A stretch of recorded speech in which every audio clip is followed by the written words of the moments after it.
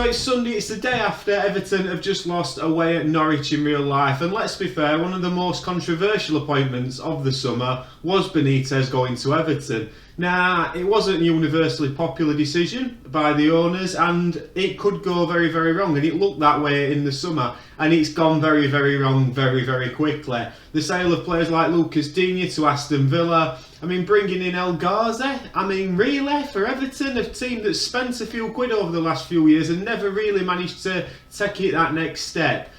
If Rafael Benitez manages to make it through today, it's going to be quite an achievement for him. So we thought, who could we put in charge to rebuild this squad? Because let's be fair, it needs a rebuild, but it also needs that connection between the fans and the players again and the team, because at the moment it's very fractured. We've looked at somebody like Sean Dyche, maybe who could come in, who's struggling at Burnley at the moment. Maybe that would be a good, safe pair of hands for Everton. But there is a manager, a young manager, who's doing very well at Derby in the Championship under incredibly difficult circumstances, and that is Wayne Rooney. Obviously a favourite with the fans, player of Everton in the past. Could he go back there and do a job at such a young age? We've seen Gerrard do it at Villa after experience at Rangers. We're going to give Wayne Rooney 3 years and see how he rebuilds this Everton team. So let's see how he gets on. So it's the end of Wayne Rooney's first season in charge at Everton, his first full season, and has it been a massive success? You'd have to say no. 14th in the Premier League, finishing just below Burnley, who I know did sack their manager. Calvert-Lewin getting 15 goals. Michael Keane with the highest average rating, and a few chipping in with assists. He was knocked out of the FA Cup in the third round by Hull City, and also knocked out in the Carabao Cup in the quarterfinals by Manchester United. If we have a look at the playing squad, it's not changed too much. He's playing a 4-2-3-1.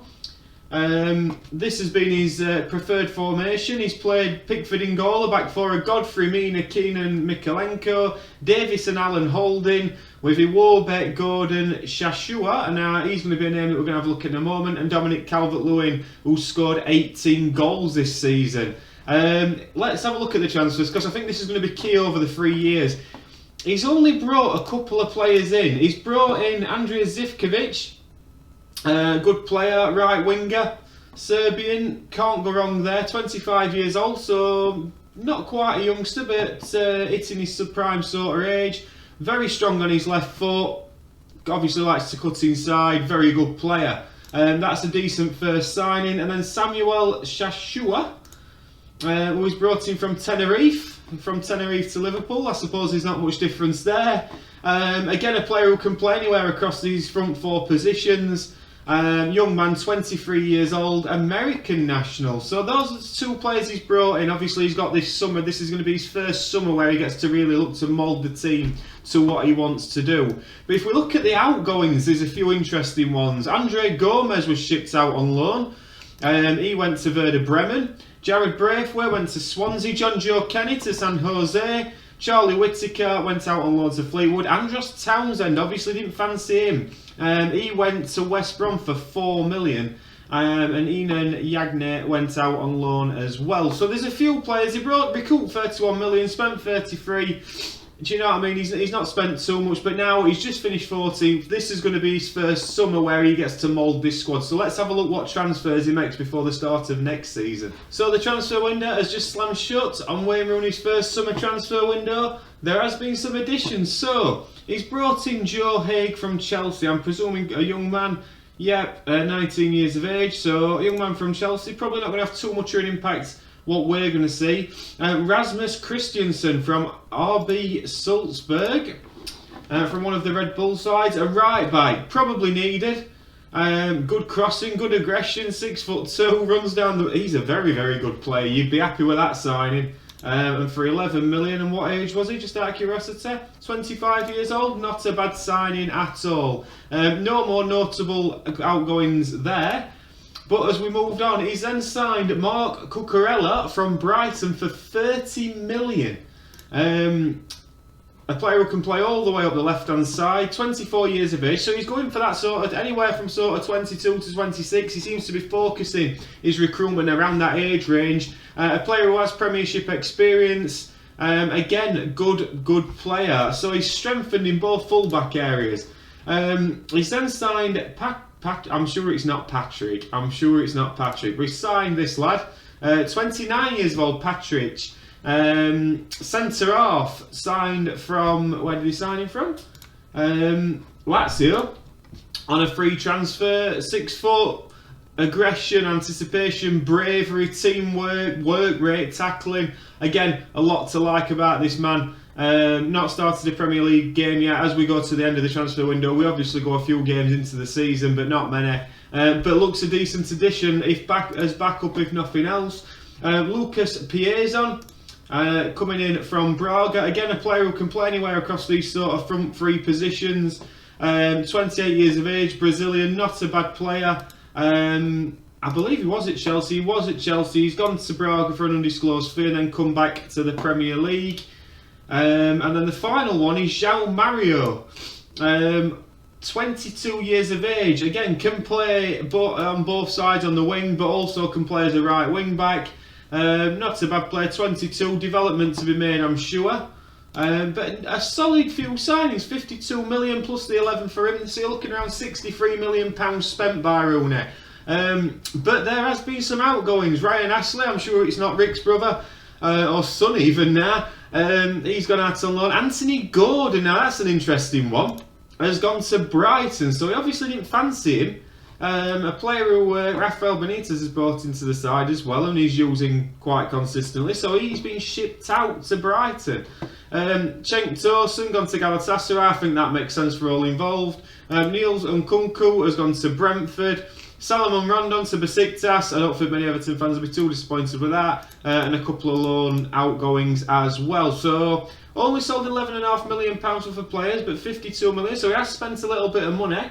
If we just have a quick look at how things are progressing so far, 4 games, only won 1 against Man United at home as it happens, but then lost 3.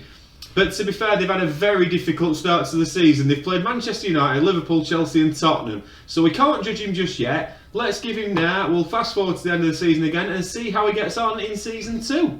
So then, end of Season 2 for Wayne Rooney. Slight improvement. They've finished 12th. So creeping up from 14th last season. Dominic Calvert-Lewin still the top goal scorer. With 14 goals this season. Rasmus Christensen, we did like the look of him at the end of the transfer window. The highest average rating, and Cocarella's got 6 assists. So both signings, although maybe not setting the world alight, have done okay. And there's not a great deal of distance between them and the top 10. I think that's the main positive they can take out of that. Third round of the FA Cup, knocked out by Tottenham. That's a tough draw, and then knocked out by Leeds in the Carabao Cup. So they've had Premier League opposition in both cups very early doors. Let's have a look at the playing squad. Let's have a look what's been happening. Let's have a look at goals first and foremost. Dominic Calvert-Lewin, 35 games this season, scoring 14 goals, just over 1 every 2 games. Let's have a look. Alex Iwobi's next up, 9 goals, then Alan. So goal scoring has been a bit of an issue. There's been some ever presence this year. Jordan Pickford, Ben Godfrey, Cocarella. The £30 million signing, he's obviously utilised him to the best of his ability. Alex Iwobi. Alex Iwobi's getting a lot of games under Wayne Rooney, to be fair. Not doing too badly. Doucouré, it looks like he's transfer listed Shashua, who he brought in at the start of last season, so that's an interesting one. Rasmus Christensen has to be put down as a success. And the players he's signing, he's using, to be fair, so we can't be too disappointed with that. Let's have a look at what's gone on the transfer front. So he's brought in Josh. I'm not even going to attempt to pronounce that second name. Josh, who I'm presuming is a goalkeeper. A young goalkeeper there. He's brought him in from Luton. I'm guessing just as backup. Ollie Webber got as part of a part exchange deal. Another goalkeeper, so he's very much strengthening the goalkeeper department, bringing in 2 young goalkeepers, and then brought in Adama Traore on loan. So that's an interesting signing. I mean, obviously full of pace and acceleration, sometimes a bit like a speedboat without a rudder. But apart from that, do you know what I mean? He's not bad. He's joining permanently, so he's going to join. He gives him a different dimension, I suppose. But again, if we look at the, if we go to look at the outgoings, Seamus Coleman's left to Chicago. You can probably see that coming to the end of his career. Zivkovic, who we brought in at the start of last season, again shipped back out for 11 million. So his signings at times, he's only getting him a season not quite working. Damari Gray's left for Palace, and I'm assuming that's part of that Ollie Webber deal. And Jared Braithwaite went out on loan. So again, it were a pretty stagnant season. Are they playing more attractive football? Maybe. We'd have to have a look deeper into that. But a big summer ahead before his third and final season. So let's see how this next summer transfer window goes, and we'll go from there. So this is it then, his final transfer window. Can he put a team together to do something a bit special in this third and final season of this small experiment? Well, he spent a bit of money again. We brought in Irfan Can Keveke, who is a number 10 again, lots of talent, 28-year-old Turkish player. Tries killer balls often, shoots from distance, good number 10 or number 8 on this occasion. But yeah, a lot to like about him. The eagle-eyed viewers amongst you will notice that they're 18th in the Premier League, so we'll have a quick look at that just before we start. But he's also brought in another 40, so he spent 60 million this summer. He brings in players that I can't pronounce, so Valentin, we're calling this lad. Play on left or right wing. Decent on both feet, 23-year-old Romanian, probably a player that you'd see the best of later on in the save if it carried on in the experiment. But again, quick, pacey, not a bad little player, as we go on to whatever he's called, Alexander Shimek. That's how we're going to say it. Right-footed, very strong right-footed player, decent right back again, full of pace. He's going to have built a very fast team at this rate. Again, doesn't look a bad player. Long throws, maybe a weapon, especially Calvert-Lewin in the middle that may aid his goal-scoring totals. And we know all about Adama Traore, the pace merchant that he is. There has been some money recouped, though, it must be said. Asmir Begovic has gone out on a free, so that's not recouped any money. But Moise Keane has gone to Juventus, £24 million. Mason Holgate's gone to Norwich for 1.1 million. Andre Gomez has gone to Getafe for a 1.1 million loan fee, so he'll be out there on loan. And Samuel Shashua has gone to Levante for 3.5 million. I think we've made a little bit of a loss on those, but fair enough. But let's just have a quick look at the Premier League. We've played 3 games, as we know. It's the end of the transfer window. On first viewing, you think, oh dear, it's not quite working for Everton. But then you look who they've played. They've played again, they have some difficult starts to the season. They've played Liverpool away, Manchester City away and Chelsea at home. They've only lost 2-1 away to Liverpool, 2-0 to City, but they've drawn 1-1 at home to Chelsea. So it's not all doom and gloom. This could be a good season. And to be fair, the players that he's signed, if we have a look at the tactic he's lining up with, that Alexander's playing at right back. I think he's going to be a big player for him this season. He's playing it. Alex Iwobi's managed to stay inside for all the way through this. And Dominic Calvert-Lewin, this could be a big season for him. Adama Traore, again, high injury risk, but could make a big impact. He's got a team full of pace and power. Let's see how he goes on in this third and final season. So the big news is Wayne Rooney has been sacked just after the completion of his final season in charge of Everton. He was sacked for finishing 16th in the Premier League. Let's be fair, it's not been a good season.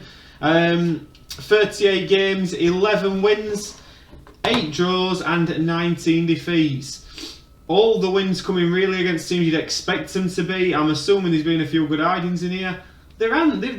They've lost by the odd goal now and again, but Dominic Calvert-Lewin's been the one constant throughout this whole video. He's scored sort of 14-15 goals a season. That's what he's been doing. Abdoulaye Doucouré, 7.12, highest average rating. And the most assist was Can Keveke, the £20 million man he bought in the summer.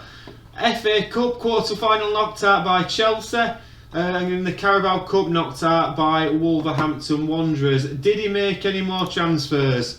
That's the big thing. I think he just brought in one player. He brought in Ethan Ampadu from Chelsea in January, just the one signing. And again, the players that he brought in, you're looking here, Alexander Shimek, maybe Porto a bit for Champions League football, maybe. And Lucas Pierzon, he's been sent out on loan after we bought him for £6.5 million. The transfers haven't quite been up to scratch, it must be said. Did he stick with that formation, what he were playing? He stuck with a 4-2-3-1 all the way through. And again, goals wise, Calvert-Lewin, then it would Decore. If Calvert-Lewin weren't scoring, that was the end of it. Whatever happened to Richarlison? Richarlison's still here, but he's just not been utilised at all, has it? I mean, in the 3 seasons since Rooney took charge, he's got nothing out of Richarlison whatsoever, which I do think would be rather different if he took over in real life.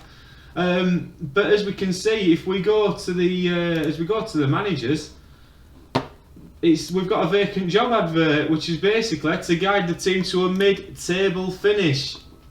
So Everton fans, Wayne Rooney coming back, is it a good idea? Of course, this is only Football Manager, it may be very different in real life. Would you take him back? Who do you think should be in charge of Everton? Going on the 3 years we've just simulated, doesn't look like Wayne Rooney would quite do the job for you. And transfers, again, as it has played during recent years, transfers just weren't up to standard to get you towards even the top 10, especially towards the Europa League, nowhere near. But if you have enjoyed the video, and please do drop a like and subscribe, and we'll have a think about the next video we can do. A different club, a different manager, give us a shout and we'll see what we can do. See you later.